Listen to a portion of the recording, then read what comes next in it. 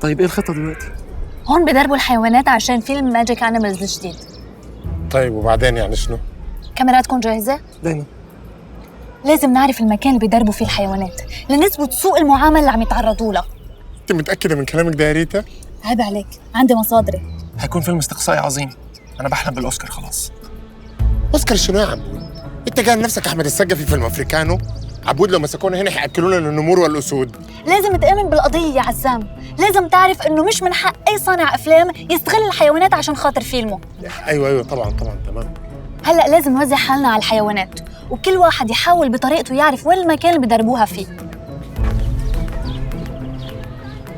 هناك شائعة تقول أن الكلب رينتنتن حصل عام 1929 على أكبر عدد من الأصوات لنيل جائزة أوسكار أفضل ممثل، لكن اللجنة رفضت ذلك وفضلت أن تعطي الجائزة لممثل من البشر. هذه الشائعة غالباً ليست حقيقية، ولكنها فتحت الباب للحديث عن مدى أهمية الأدوار التي تلعبها الحيوانات في السينما، كصديق للبطل أو كعدو أو حتى حين تكون صاحبة البطولة. أنا ريتا خان وهذا برنامج عن السينما. سنتحدث في هذه الحلقة عن حيوانات بدرجة نجوم السينما.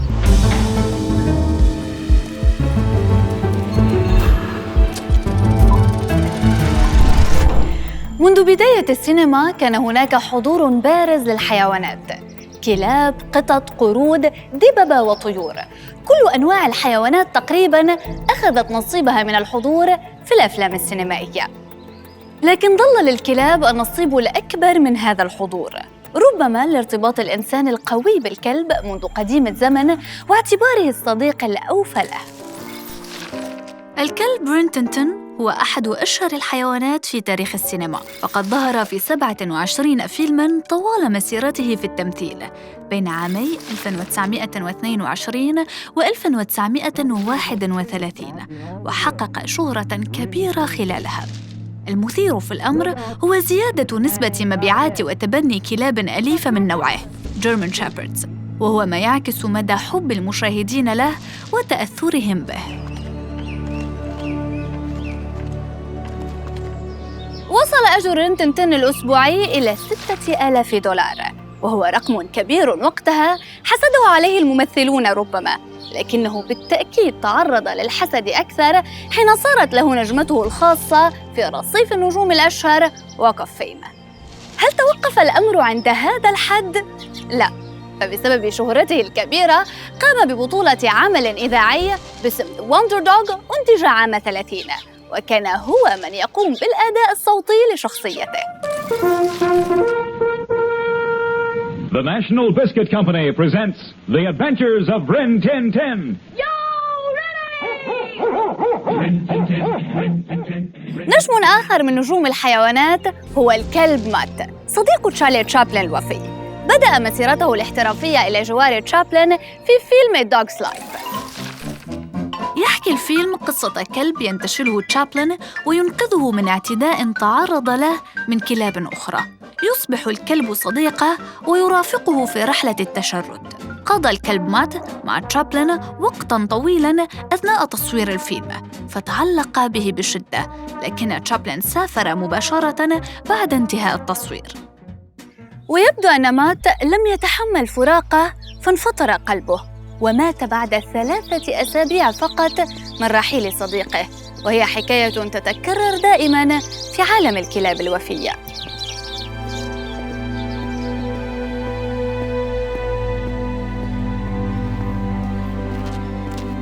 لو سمحت، أنا عم بعمل تقرير عن علاقة الحيوانات بالحراس وقديش هذه الحيوانات بتحب اللي بيحرسوها. أيوة طبعاً لازم يحبوا أصحابه. طيب أنا في شوف المكان اللي بتقعد فيه الحيوانات؟ والله ممنوع دخول حد، أوامر علينا. معك حق، خسارة، أنا كنت حابة يكون الموضوع كبير وهيك صورتك كبيرة فيه. ما عليه. ممكن أدخلك بس بسرعة حضرتك، لأن لو حد شافك هاخد فيها جزء. تمام. هذا هو المحل تتدرب فيه الحيوانات؟ هو ده المكان اللي بيتدربوا فيه. حلو، شكراً. ما دخلتيش تشوف البيت من جوه؟ لا، ما خلص أنا عرفت شو بدي. طب فين الصورة؟ صحيح، بس ما حلوة؟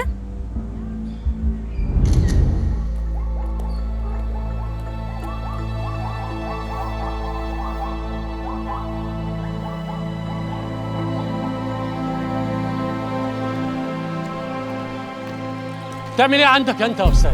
بصور. بتصور ايه؟ حيكون بصور شنو يعني؟ بصور السور؟ بصور الحمار.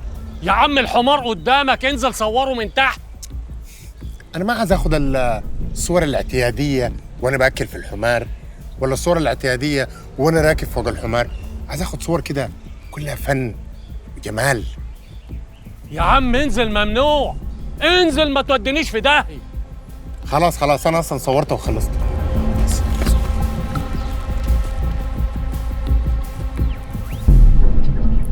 في بداية السينما كانت الحيوانات دائما تلعب دور صديق الإنسان، لكن مع مرور الوقت أصبحت تؤدي دور الشرير.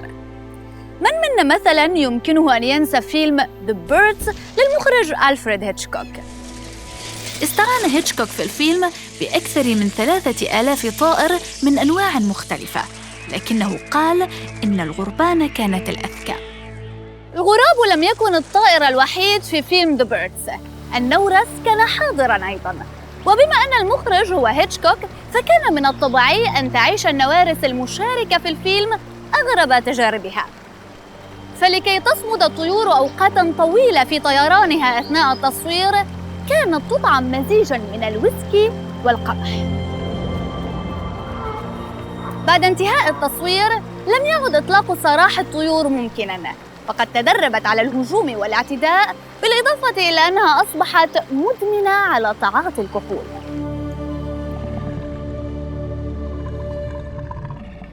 السلام عليكم. لا ورحمة الله وبركاته. انا عايزك في حاجه انت بس اللي تقدر تساعدني فيها. اتفضل، انا تحت امرك. انا عايز نمر صغير. بتقول ايه؟ نمر صغير. افهمك، انا بربي نمور، مستعد ادفع اي حاجه اللي يوصلني بالناس اللي هتجيب لي النمور دي. النمور اللي عندنا دي ما اعتقدش انها للبيع. خساره، كنت مجهز حلاوه حلوه للي هيعمل لي الحاجه دي. احنا عندنا نمور صغيرة هنا مجهزينها عشان شغل السينما. عشان فيلم ماجيك انيمالز. الله ينور عليك، جبت التايهة. طيب ايه الاوضه اللي هناك دي؟ دي اوضه التدريب. طيب انا مش شايف اي حد بيدرب. لا، ما هم بيجوا كل يوم الساعة 2 بالليل عشان التدريب. اوكي. طيب انا هجيلك في وقت تاني بقى. تحت امرك، اتفضل.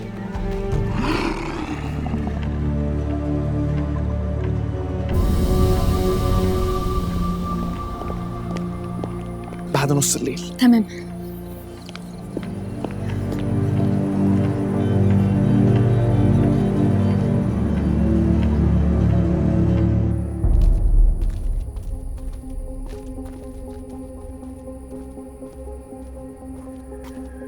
عزام، انت حتشوف الطريق وعبود حيصورنا. طب ايه رايك انه عبود يشوف الطريق وانا اصوركم؟ عزام، يا ريت، لكن انا خايف يعني افرض هسه طلع لنا حيوان من هنا ولا من هنا ياكلنا. انت مش مؤمن بالقضية؟ يا ستي انا مؤمن بالقضيه. يلا يا عزام. عزام، اوعى تنزل اي صور او فيديوهات بلا ما تقلنا، بعرفك بتحب السسبانس. خلاص حاضر ما حنزل. يلا الباب من هناك.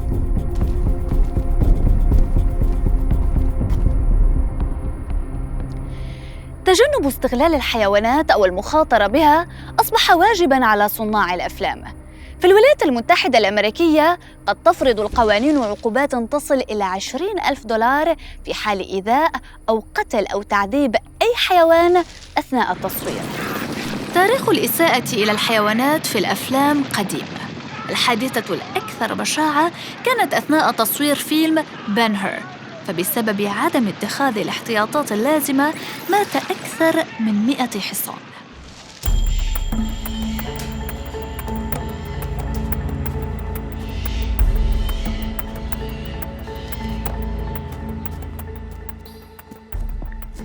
كان المحور الرئيسي في فيلم أموريس بيروس هو رهانات صراع الكلاب وتدريبهم حتى يكونوا بالشراسة الكافية. خاف فريق العمل من أن الانتقادات الموجهة للفيلم قد تؤدي إلى منع عرضه، ولتجاوز ذلك وتحت إشراف جمعية الرفق بالحيوان المكسيكية كان يتم تخدير الكلاب في المشاهد التي تظهر فيها ميتة بمخدر يستمر تأثيره لمدة 1.5 ساعة فقط حتى لا يضر بالكلاب. ولأن التصوير يستغرق بالتأكيد أكثر من 1.5 ساعة يستيقظ الكلب خلالها، لجأ فريق العمل لحيلة أخرى، وهي تخدير أكثر من كلب لتصوير نفس المشهد. فيلم ذا آرتست الفائز ب5 جوائز أوسكار استخدم أيضاً كلاباً بديلة للكلب البطل آغي حتى لا ترهقه طول مدة التصوير.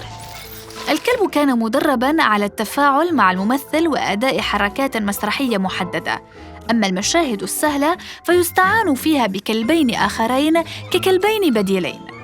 ولأنه كان كلباً مميزاً فعلاً، لم يكن من السهل العثور على شبيه مطابق له، وبالتالي كان تلوين الكلبين هو الحل. هل لاحظتم أي فرق عند المشاهدة؟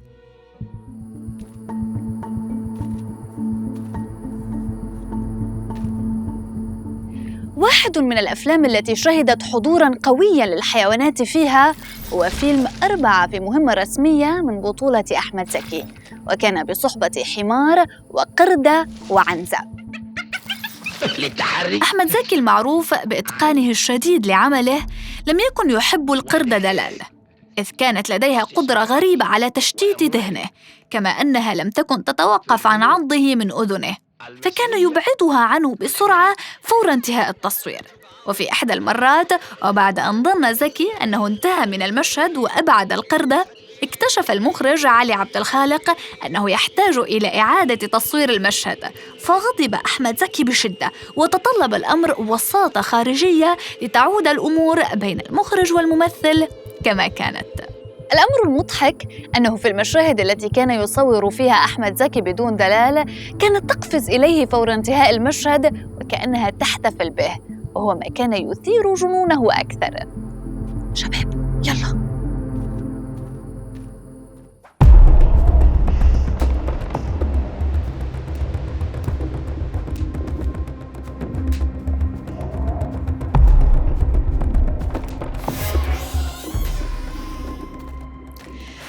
الحقيقة أن تدريب الحيوانات من أجل القيام بمشاهدها كما يجب في الأفلام ليس بالأمر السهل.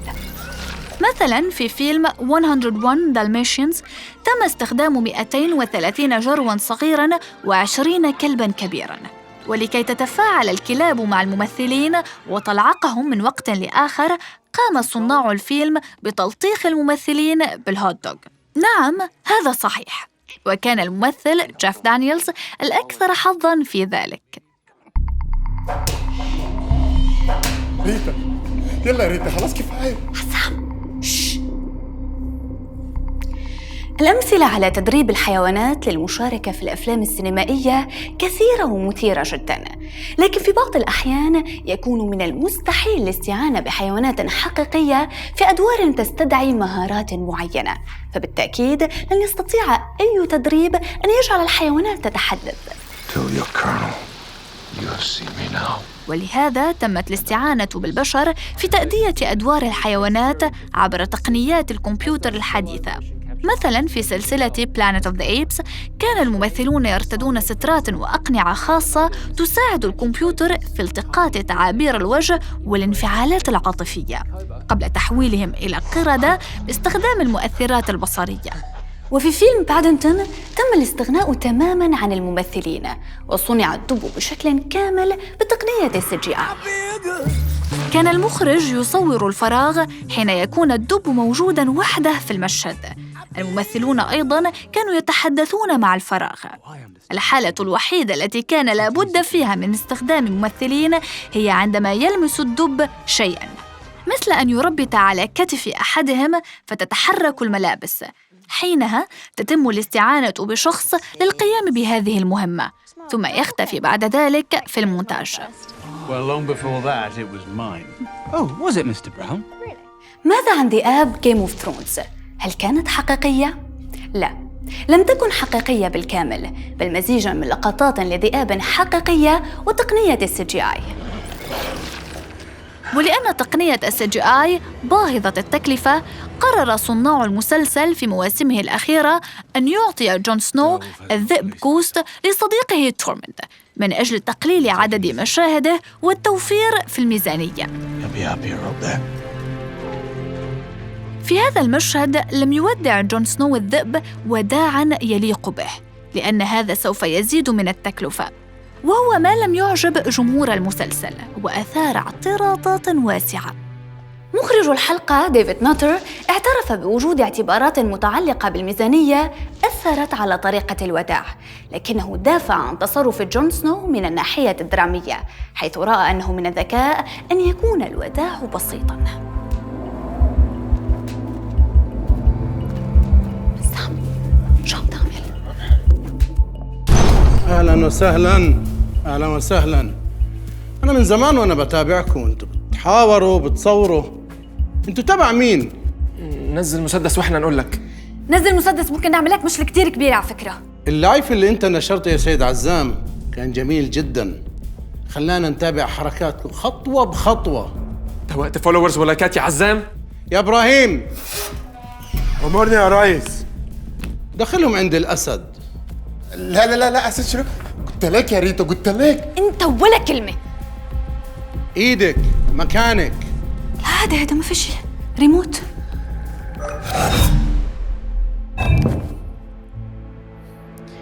شو هيدا يا ربي؟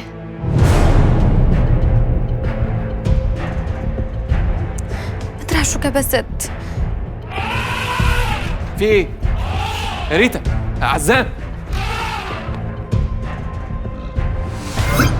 لا عليك اللي ما تاكلني يا ريتا. عزام الحمد لله. وين عبود؟ عبود شنو يا ريتا؟ يا ريت انا الدب كان حفرتك راستي حتريد له. ما عارف، شفت انتوا اديت عبود هسه تلاقيه في بطن اسد ولا اي حاجه بالريموت ده. ما علي يا عزام، انا كبست اي زر قبل ما نموت كلنا.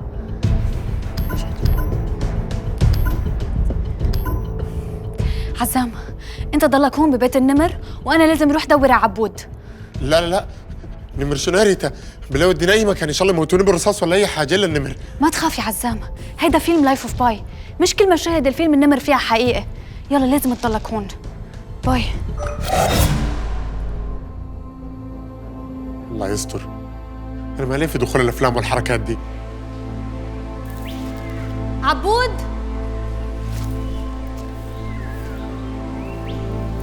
عبود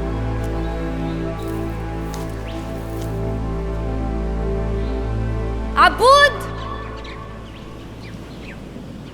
إذا كان الذئاب جيم اوف ثرونز ليست حقيقية، فماذا عن النمر في فيلم لايف اوف باي؟ كيف استطاع بطل الفيلم سوراج شارما تصوير مشاهده أمام النمر دون أن ينقض عليه؟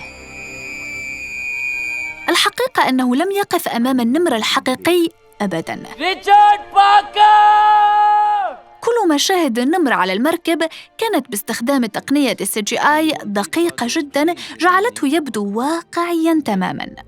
مشاهد قليلة تضمنت نمراً حقيقياً مثل التي يسبح فيها النمر في الماء، وقد استعان فريق الفيلم بنمر حقيقي اسمه كينج عمره 7 سنوات لدراسة وتحليل حركاته وتعبيراته وردود فعله في مواقف مختلفة من أجل محاكاتها بالكمبيوتر في عملية استغرقت 6 أشهر كاملة.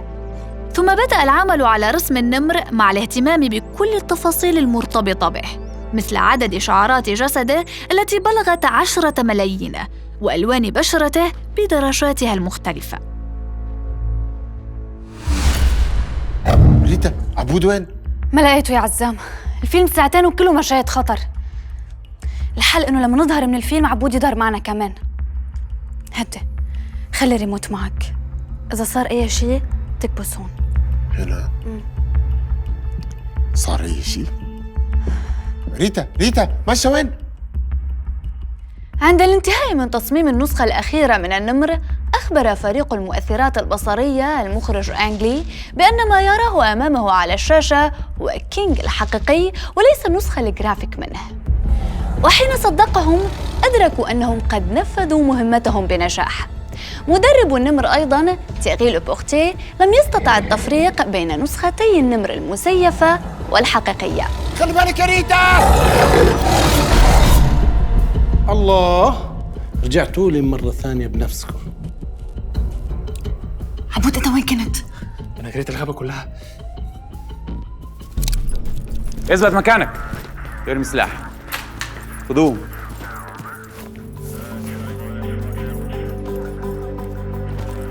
عرفتوا مكاننا ازاي؟ اللايف اللي عمله عزام شفنا فيه كل حاجة. شفتوا؟ ما هو اللي كشفنا يا زكي. على العموم أنا عندي سؤال لك لو سمحت. اتفضلي. نحن كنا صورنا فيديوهات للحيوانات كيف عم يتم تعذيبها، فينا ناخد أي إجراء ضدهم؟ والله يا فندم ده مش اختصاصنا، بس افتكر باللايف بتاع عزام والفيديوهات اللي معاكم تقدروا تقوموا قضيه. ونعمل فيلم ياخد الأوسكار. المهم اللايف بتاعي هو اللي انقذنا. شكراً. عفوا. إذا كان لديك أي شك في العلاقة القوية بين السينما والحيوانات، فسنقدم لك مثالاً أخيراً وواضحاً. الأسد هو الشعار الذي اختارته واحدة من أقدم وأكبر شركات إنتاج الأفلام في العالم. كلنا نعرف بالتأكيد أسد مترو جولدن ماير الذي يعلن زئيره المميز عن متعة سينمائية قاتمة.